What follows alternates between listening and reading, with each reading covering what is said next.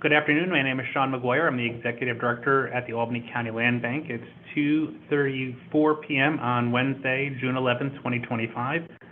We're calling to order a meeting of the Land Bank's Finance Committee. We're holding this meeting remotely per State Open Meetings Law. The meeting is available on our YouTube channel for listening and viewing.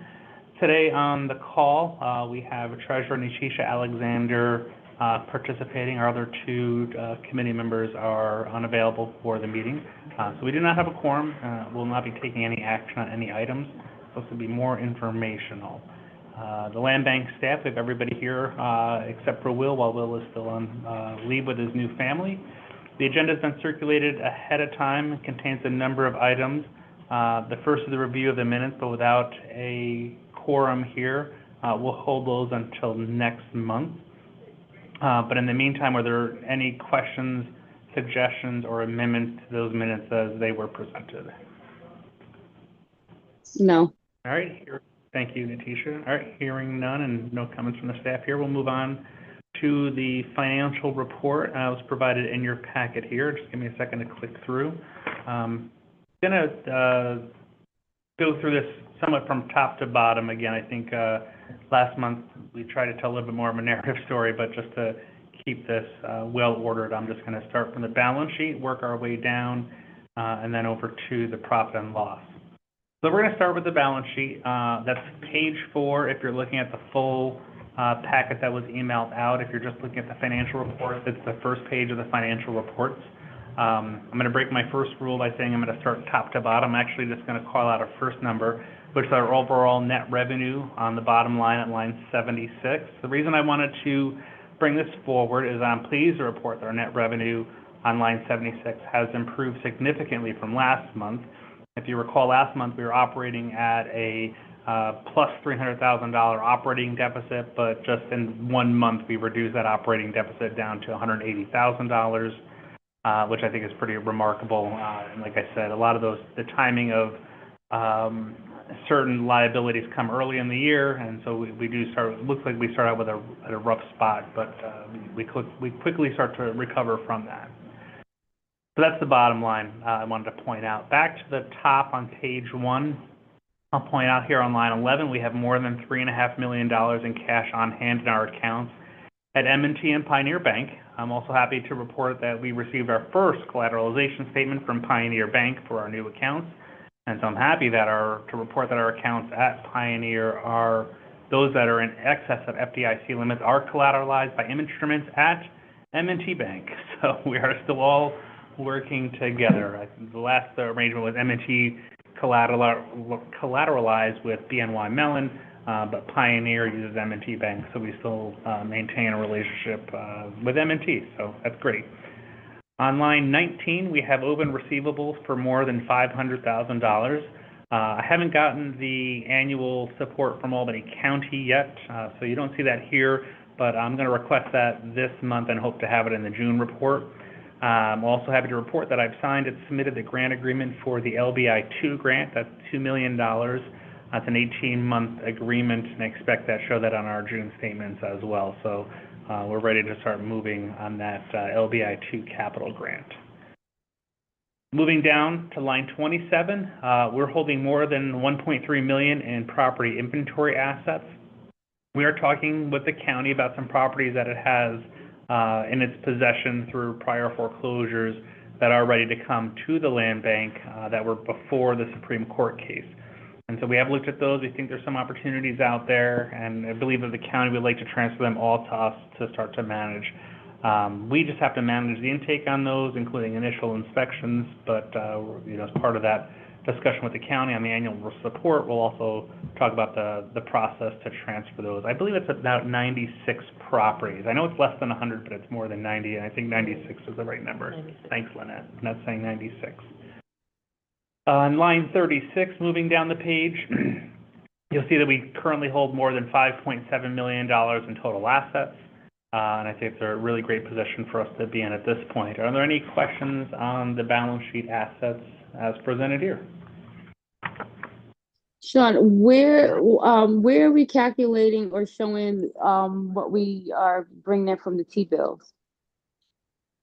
So when we moved to Pioneer, they gave us such an attractive interest rate of 4%. We're just leaving the money there. Okay. There's a little bit more on the T-bills, but just the processing, you know, they were good enough to say that if you just leave the money here, we'll be really close to T-bill rates. It won't be T-bill rates, but then we don't have to worry about managing the purchase cycle in that. Okay. And if we had done that through them, I think we would have incurred a fee. So, yeah, I think it's been good. And I'll talk about the interest that we're receiving when I get to that profit and loss, because I think you'll start to see where we're doing, and it's been positive. Okay. And right, just for the thank you. record, I went back to my emails. I don't have any minutes for this meeting. I have the financials, but there's no minutes attached to it. No minutes? All right, I'll ask Shelby. Letitia doesn't have the minutes from the last I month's pulled out the meeting. June 9th meeting notice. It just has the financials. There's no minutes attached. Okay, we can get that over to you. Shelby will pull that up now and send that over. Okay. We're gonna hold that till next month anyway. Yep. So we have one more member. All right, any other questions on the assets? Nope. All right, I'll go into liabilities. There's nothing out of the ordinary here, but there's one thing that you typically don't see, and this was a question in the past, so I thought it was a good chance to show you how these two lines work. Lines 53 and 59, those are our simple IRA liabilities.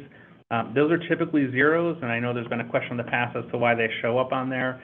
Right now you're seeing that because in the process of getting our bank account set up at Fidelity at Pioneer, the Pioneer account set up with Fidelity, it's been a bit of a process. And so we are still booking those liabilities, and we're starting to move that through.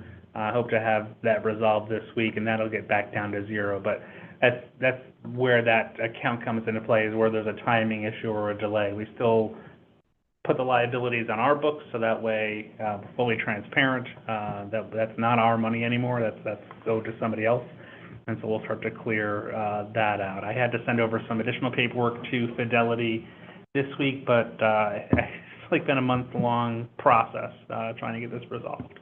I will say we've been looking around at some other issues related to personnel and benefits and HR, and it's still a good product. It's just they were doing some changes at Fidelity.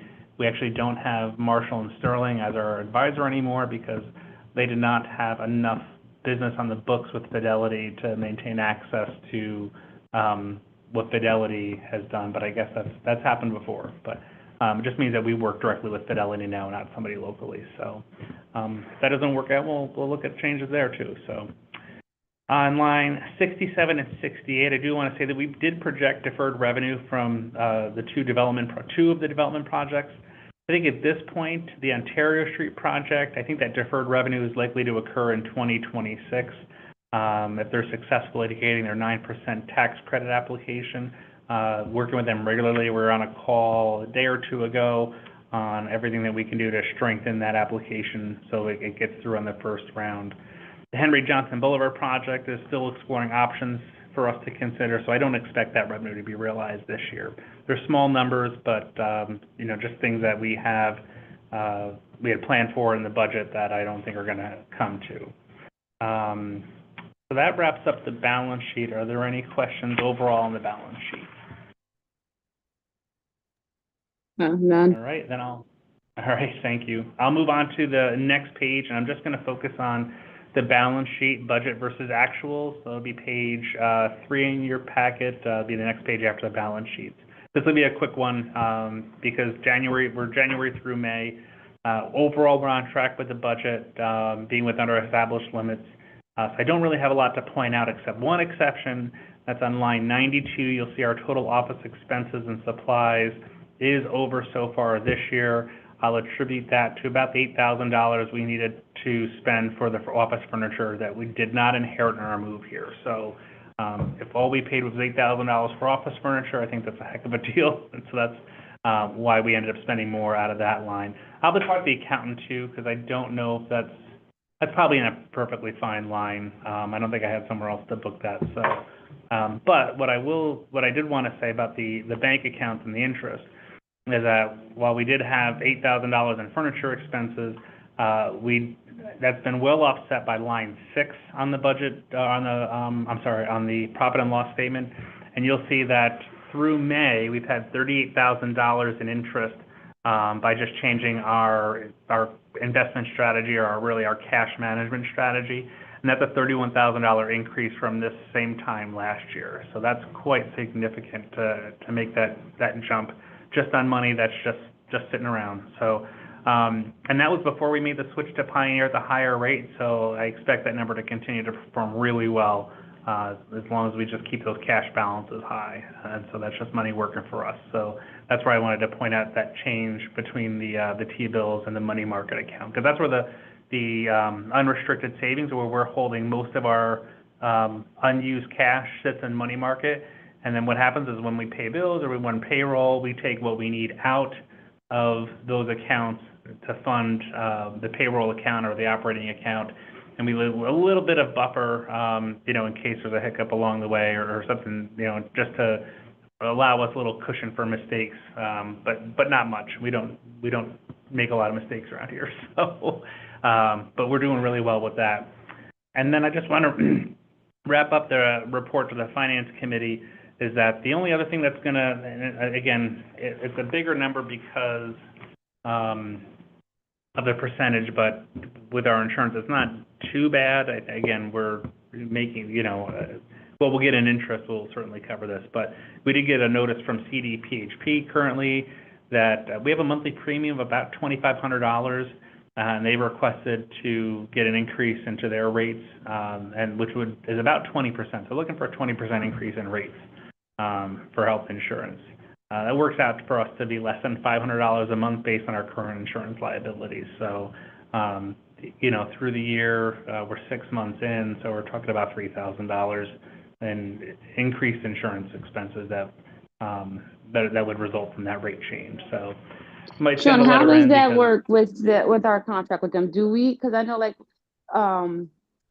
right? Do we negotiate that at all? Like they say 20%, but do we negotiate any of that, or we just accept what they say? We're in a large group plan. I mean, we'll send a letter out during the comment period about our concerns about big jumps like this. But I think in the next as we move forward next year, we have a new person at Gallagher on our benefits. I want to talk to him about looking a little bit more at what the other options are for health insurance. I do know.